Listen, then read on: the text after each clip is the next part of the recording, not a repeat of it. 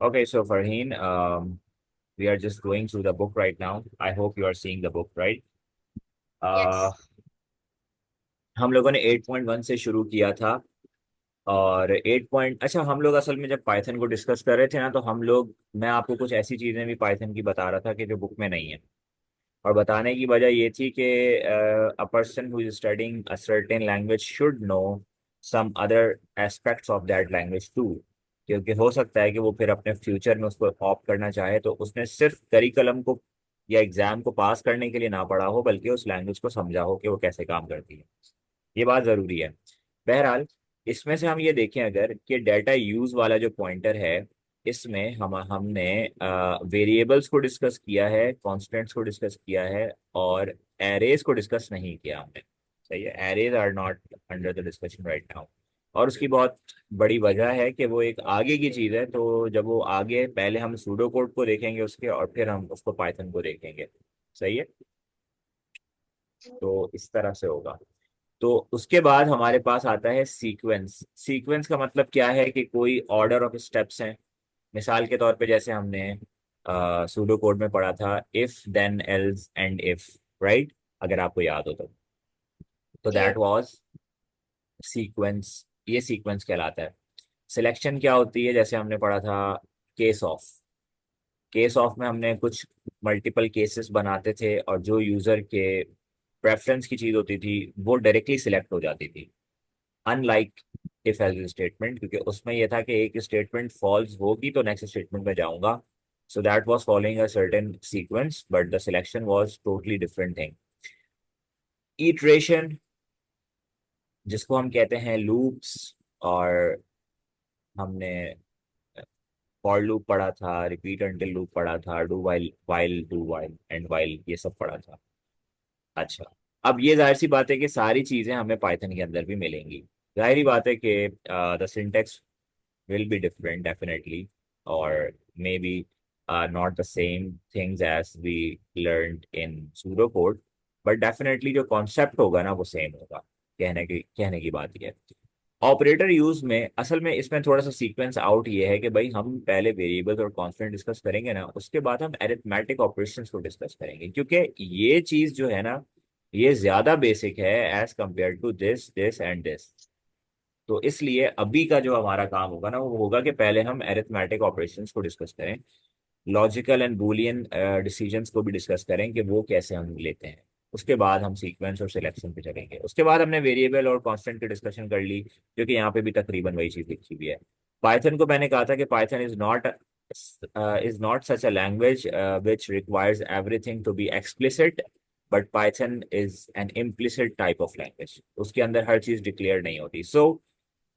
जैसे यहाँ पे लिखा हुआ है ना कि भाई अगर आपने कोई कांस्टेंट डिक्लेयर करना है, तो there is not no such formula to declare a separate thing as constant in Python. यानी पाइथन जो है ना, वो अलग से कोई कांस्टेंट नहीं डिक्लेयर करवाती, बल्कि एक प्रोग्रामर को खुद ही ये जज करना होता है कि भाई ये जो वेरिएबल मैंने लिया है ना, इसकी वैल्यू मैं चेंज नहीं करवाऊंगा। समझ रही है बात को? मिसाल के तौर पे अगर सी प्लस प्लस की बात करूँ ना, तो सी प्लस प्लस में क्या है कि कांस्टेंट डिक्लेयर किया जा सकता है।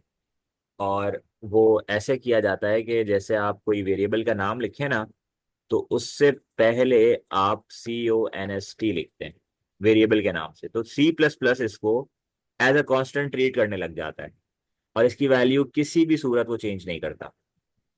और इसी तरह से हम सूडो कोड में भी कर सकते हैं, लेकिन पाइथन में नहीं होता। पाइथन कहता है कि ये देखो आगे लिखा हुआ है।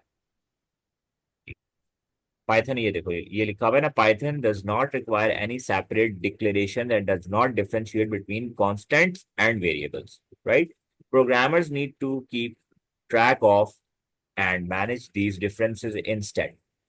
अब आप देखो, इन्होंने जैसे एक वेरिएबल का नाम लिखा, इसी तरह से एक फर्स्ट कांस्टेंट लिख दिया। अब ये प्रोग्रामर के जहन में रहेगा कि भाई सिर्फ चलो मैं कांस्टेंट ऐड कर देता हूँ, लेकिन पाइथन इसको एज अ कांस्टेंट अलग से कोई चीज ट्रीट नहीं करेगी, इसको एक वेरिएबल ही लेगी, और उस वेरिएबल के जो डाटा टाइप होगी उसके अकॉर्डिंग ये उसको हमेशा के लिए मतलब उसको उस प्रोग्राम में उस डाटा टाइप को उस वेरिएबल के साथ सेट कर देगी, बस ये करेगी पाइथन। अब मल्टीपल ऑप्शन जरूर हो सकते हैं लिखने के, मिसाल के तौर पे जैसे यहाँ पे आप देखें कि एक तरीका ये है, तो दूसरा तरीका ये है कि भाई दो वेरिएबल्स के अलग अलग नाम लिखे हुए हैं और उनकी अलग अलग वैल्यूज एक ही लाइन में लिख दी गई हैं। और ये सिर्फ तब हो सकता है कि जब जो है मैंने वैल्यू में मुझे पहले से पता हो। अगर मुझे इनपुट चाहिए ना दो अलग अलग वेरिएबल्स के अंदर, तो मैं ये वाला मामला कभी भी नहीं कर सकता, दैट इज नॉट पॉसिबल। ये सिर्फ तब हो सकता है कि when I have a variable along with its value in my mind, so that I just declare it along with the value and the Python will um assign the value respectively to each variable। ये बात clear है?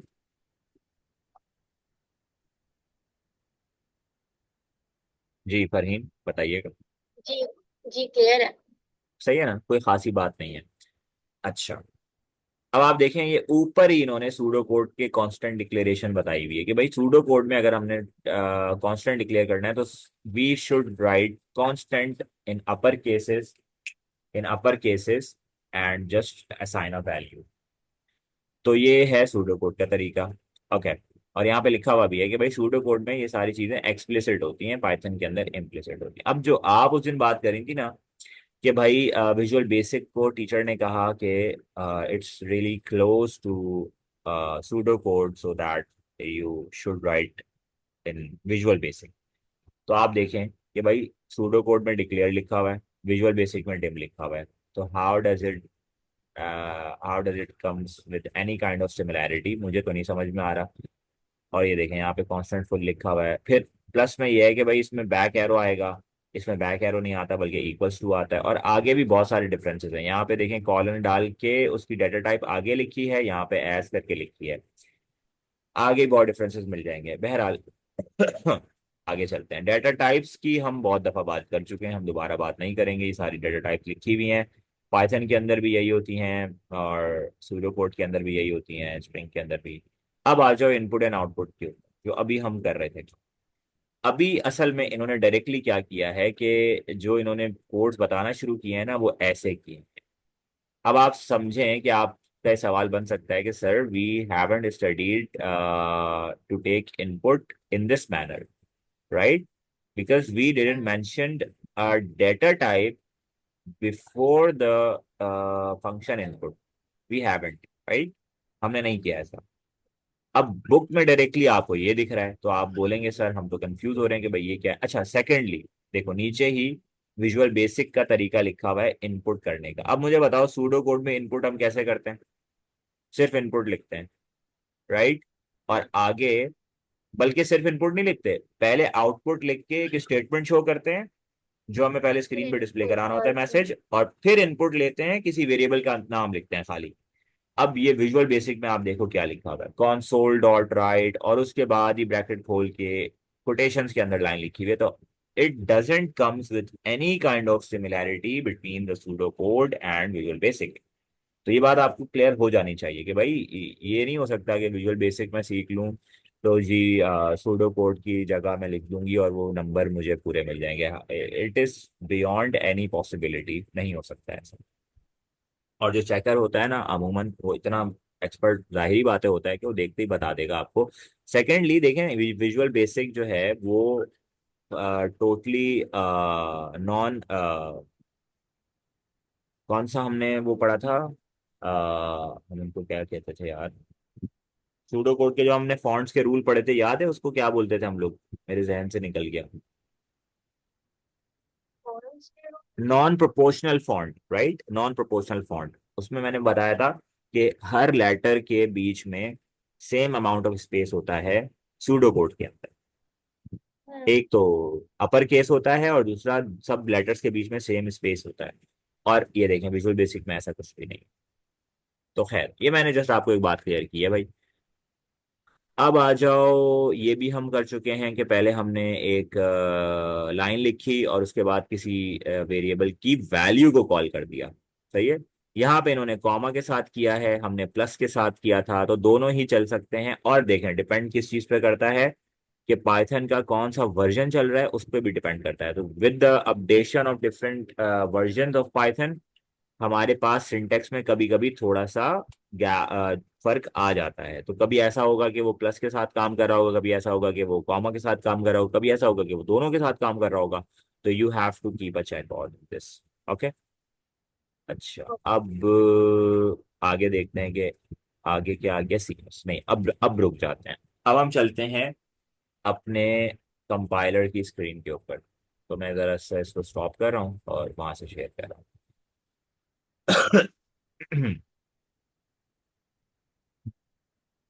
सो here we are. अब मैंने आपको ये वाला काम दिया था कि भाई एक प्रोग्राम बनाओ, इसमें दो वैल्यू इनपुट करो और उसका जो सम है वो आपकी स्क्रीन पे शो हो जाए। ये मैंने आपको प्रोग्राम दिया था। चले फरीन, आप मुझे ही डिक्टेट कर दें कि मैं ये प्रोग्राम कैसे बनाऊं, ताकि मैं ये समझ जाऊंगा कि आपने सही किया था या नहीं। बताएं। मैंने पहले लिखा x x is equals to input, x is equals to input. फिर ब्रैकेट देन डालकर मैंने वो कोटेशंस खोल दी। जी और लिखा enter a number, okay. Enter और फिर वो नंबर। कोलन चीज, यस। क्या चीज? फिर अच्छा, मैंने ये कोलन कॉलन। चीज ओके ओके ओके। जी, फिर मैंने ब्रैकेट गैप बंद भी दे करके देता हूँ नेक्स्ट एक। लाइन पर जी गैप के साथ फिर फिर मैंने लिखा y is equals to input, and same फिर मैंने क्राइटेरिया। फिर मैंने लिखा enter another number, enter an other number.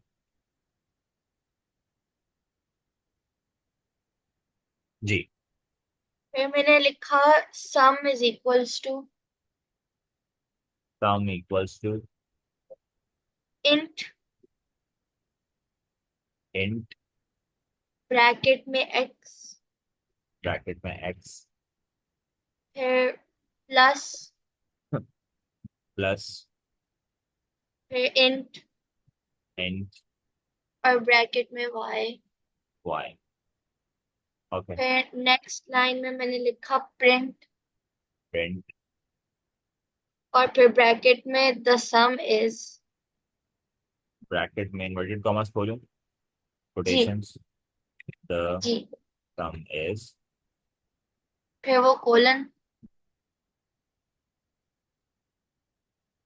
फिर स्पेस छोड़कर कोटेशन मार्क्स के बाहर प्लस सम। प्लस सम। जी यही है भाई, जी, यही बनाया है। चलें इसको रन कर। सो enter a number, let's suppose 25 और 40। हम्म। एरर आ गया।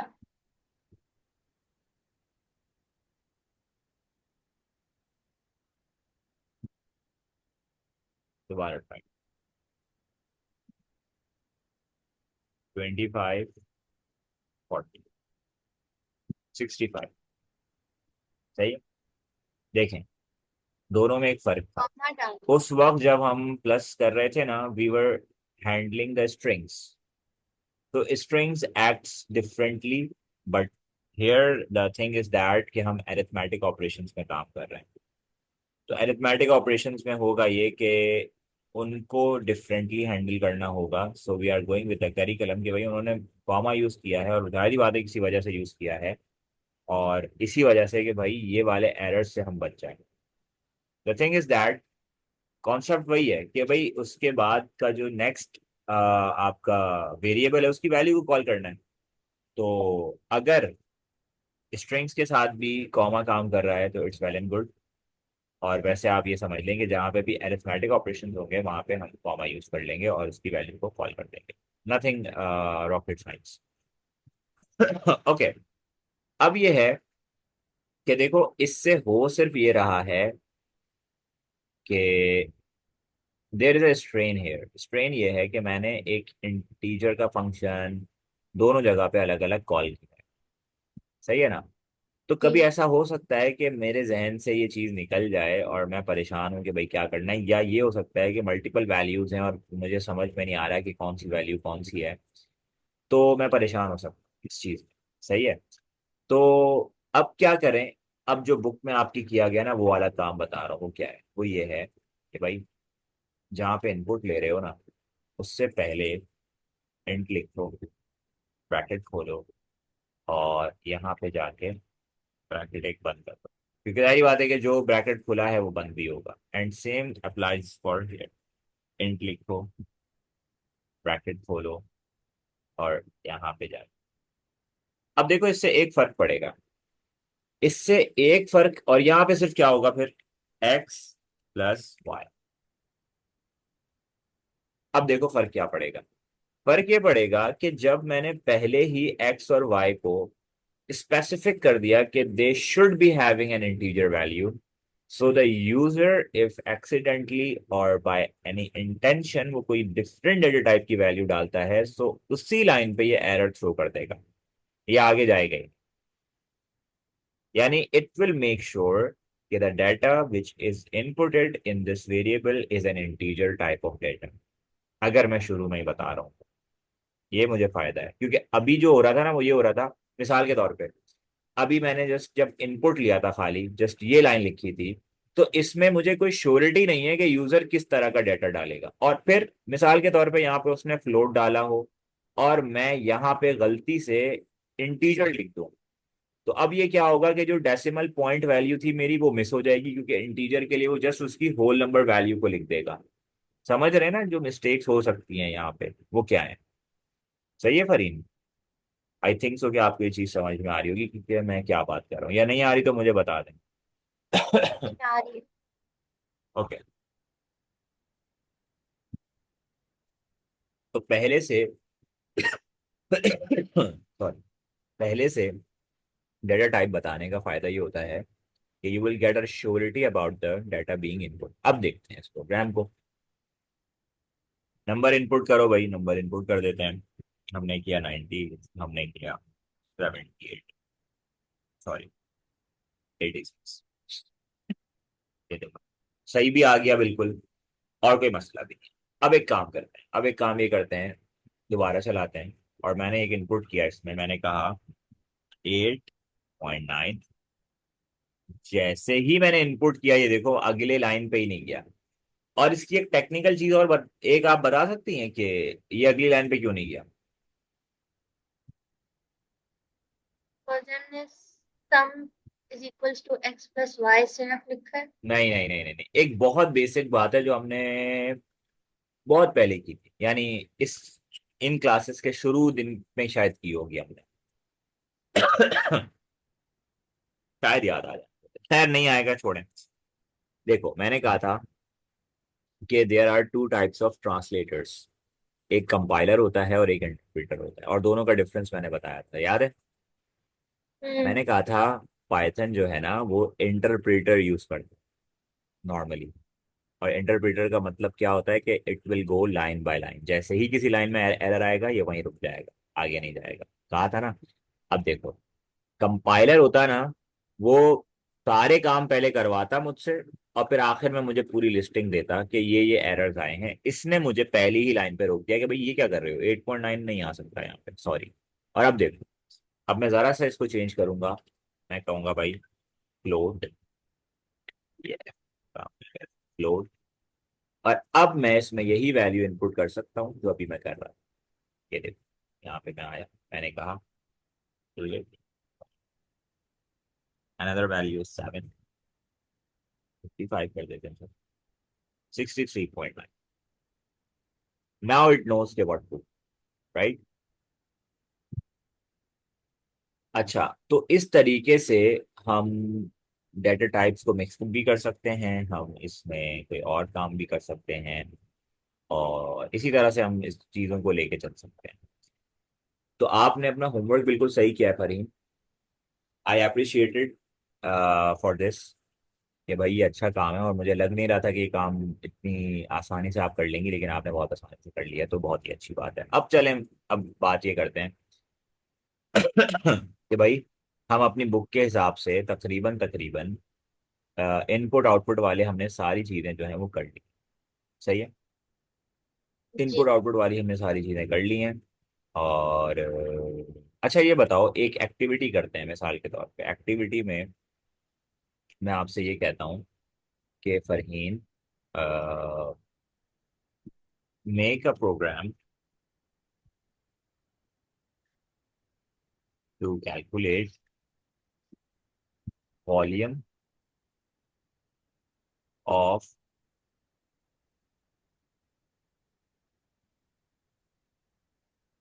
Of a cylinder.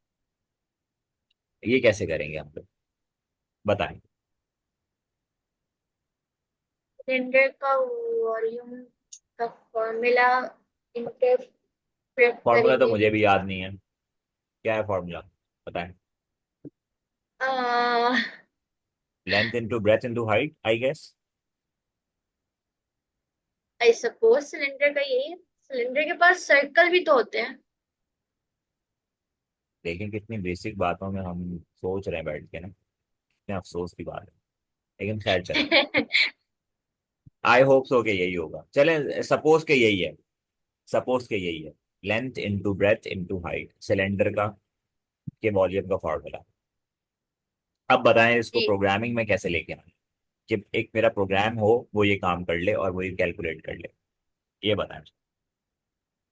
पहले हम कर सकते हैं input the height of the cylinder, input the hmm. breadth of the cylinder, hmm. and then then input the width of the cylinder। सही है। इसके बाद जब हमें तीनों मिल तो जाएंगे। आप ये कहना चाह रही हैं कि मैं एक वेरिएबल लूं लेंथ नाम का, और इसको बोलूं equals to float. Let suppose के भाई ये फ्लोट वैल्यू इनपुट ले लेगा, और इसको मैं करूं इनपुट, और इसको मैं करूं, क्या करूं, input the length, enter the enter length। Length, ये करूं। जी। सही है। फिर ब्रेथ नीचे कर लेंगे breadth, फिर width, तो फिर इक्वल्स टू हाइट का। फ्लोट, और इसमें मैंने लिखा भाई इनपुट, और इसके अंदर मैंने लिखा। सिलेंडर का फॉर्मूला है pi r square multiplied by height. Oh my god, ये हम लोग क्या कैलकुलेट कर रहे थे फिर। ये हम रेक्टेंगल का कैलकुलेट कर रहे हैं। चले रेक्टेंगल को कैलकुलेट कर लेते हैं, कोई बात। Pi r square, okay rectangle okay, का नहीं नहीं, है बल्कि वही करते हैं, लेंथ, वही करते हैं। Sorry length sorry into sorry breadth. Sorry sorry sorry, अगर ये क्लास अपलोड हो गई तो लोग मेरा भी मजाक उड़ाएंगे और आपका भी। अच्छा, क्या है कि पहले इसको जरा यहाँ पे लिख लेते हैं। हाँ, क्या है भाई। Pi r volume square equal into है, हाइट। सॉरी, वॉल्यूम इक्वल है pi r pi, square okay, pi r की power two, square into pi height. R square yes. Into height. सही है। Pi r square into height, सही है। अब इसको लेके आते हैं इसके। पहले हम बोलते हैं मिसाल के तौर पे, अभी जैसे हमने बुक में पढ़ा था ना, कि कांस्टेंट डिक्लेयर तो नहीं कर सकते, लेकिन हम ये कह सकते हैं कि भाई जी। कॉन्स पाई इक्वल है, ये क्योंकि कांस्टेंट है ना तो इसकी वैल्यू हम यहीं पे दे देते हैं 3.14 के। ऐसे ही है ना, 3.14 इज द जी। वैल्यू। उसके बाद हम एक लेंगे रेडियस, और रेडियस हम ले लेंगे इनपुट, क्योंकि रेडियस को हम इनपुट लेंगे, राइट। और चलो, बल्कि इनपुट लेने से पहले हम इसकी डाटा टाइप भी बता देते हैं। Radius can be a float value, और इसको जरा लेते हैं इनपुट, और इनपुट लेने के बाद इसमें हम बोलते हैं कि क्या भाई, enter radius, because radius can be different in every other case. तो कोई भी चीज़ कांस्टेंट नहीं हो सकती इसमें। फिर हम लेते हैं हाइट, और हाइट को इक्वल्स करते हैं फ्लोट के, और फ्लोट के बाद हम लेते हैं इनपुट, और इनपुट के बाद हम लेते हैं एक और ब्रैकेट और उसमें लिखते हैं एंटर हाइट। सही हो गया। अब क्या करेंगे फरीन? हमें 3.14 के आगे भी फ्लोट नहीं लिखना चाहिए? कांस्टेंट वैल्यू है ना, देखें जैसे ही 3.14 गया ना इस कॉन्स्ट पाई के पास, इसने खुद ही इसकी डेटा टाइप सेट कर देनी है फ्लोट, खुद ही। या आपसे अगली दफा पूछेगा भी नहीं कि इसकी क्या डेटा टाइप है। अच्छा। देखिए जब हमने पहली क्लास पढ़ी थी ना, तो मैंने आपको डायरेक्टली कुछ वेरिएबल्स के आगे वैल्यू लिखी और उसको मैंने प्रिंट करवाया था स्क्रीन पे, अगर आपको याद हो। तो उसमें मैंने एक वेरिएबल की डायरेक्ट वैल्यू लिखी थी पॉइंट में और एक की लिखी थी होल नंबर में। तो मैंने ये कहा था कि भाई पाइथन खुद ही जज करता है अकॉर्डिंग टू द वैल्यू के what kind of data the user has inputted. So we do not need to specify, right. चलो, अब बताओ वॉल्यूम का क्या होगा। अब वॉल्यूम कैसे कैलकुलेट किया जाएगा? और हम लिखेंगे volume is equals to okay, तो volume equals to const pi multiplied by right radius to the cons. Power 2। ये देखो अब ये खुद मुझे सजेस्ट कर रहा है यहाँ पे, ये देखो, देख रही हो, हम्म। खुद ही सजेस्ट कर रहा है const by. Okay, now I am going to multiply using a static. अब आ जाएगा रेडियस क्या? को पावर रेडियस। 2 कैसे देंगे? हम्म, सोचें। अच्छा ये बताएं, पावर टू का वैसे क्या मतलब होता है? स्क्वायर बोलते हैं इसको ना। जी। पावर टू स्क्वायर भी होती है ना। तो एक तरीका तो यही है कि जो मैंने कैप यूज किया है, इसके ऊपर आप पावर दे सकते हैं कि जो आप पावर लिखेंगे वो ही कैलकुलेट कर लेगा। और अगर आपको कंफर्म हो कि मैंने स्क्वायरिंग ही करनी है, तो आप रेडियस इनटू रेडियस भी कर सकते हैं। बट आई थिंक सो कि कैप यूज करते हैं। Okay, cap and this, so multiplied by height, right. जी। अगली लाइन पे आते हैं, क्या करूं?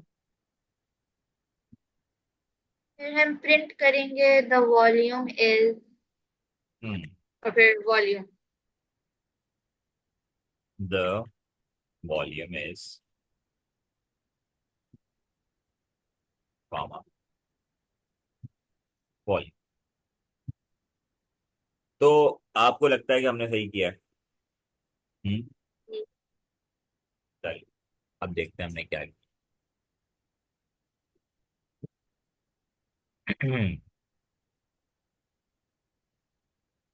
Input is not defined, hmm, did you mean input?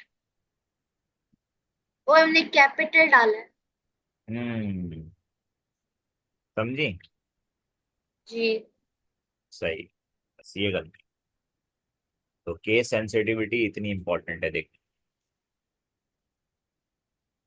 Enter radius, radius हमारे पास है मिसाल के तौर पे 4।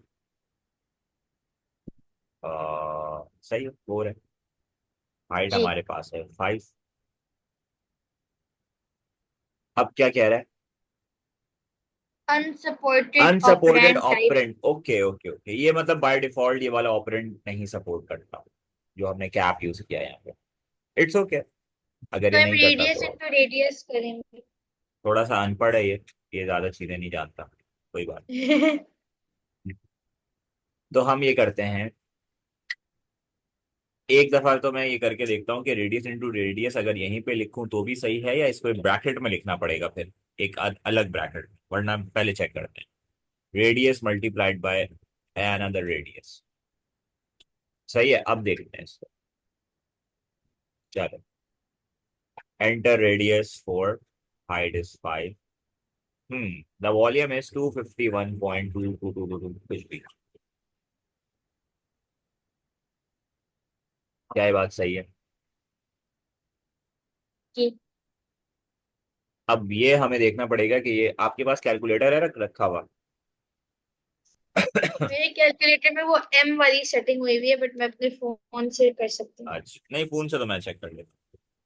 अभी इसका मतलब जी। ये निकलेगा कि हमने पहले तो देखते हैं कि रेडियस का स्क्वायर लिया है ना हमने, तो रेडियस हमारे पास क्या है? 4, 4 का स्क्वायर यानी कि 16, 16 इंटू 5 यानी कि 80।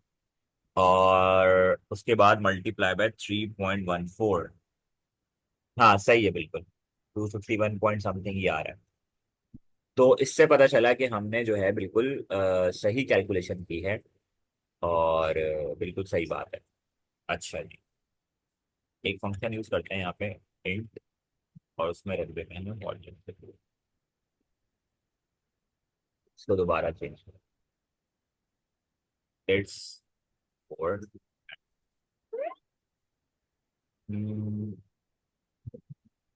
फिर भी उसी नहीं दे रहा।